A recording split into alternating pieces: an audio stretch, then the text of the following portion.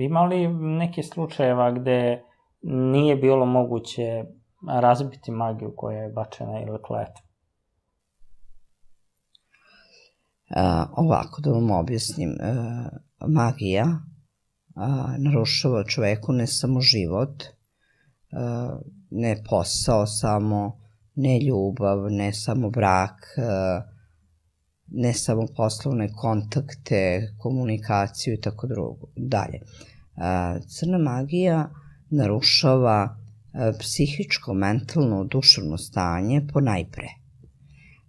Postoje, imala sam devojku, ona je iz Makedonije, koja je toliko dugo bila pod nekom jako teškom magijom, čak meni nepoznato, što je fenomen, jer ja skidam sve vrste magije za koje znam da postoje, a postoji puno. Znači, ja sam njoj radila čišćenje,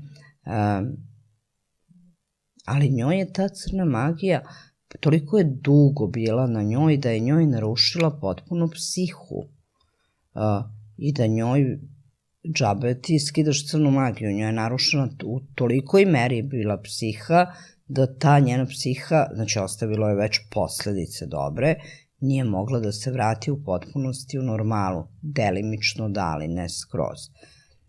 To je jedan slučaj koga se ja sećam da je bio. I meni je jako žao, ali prosto je bilo tako.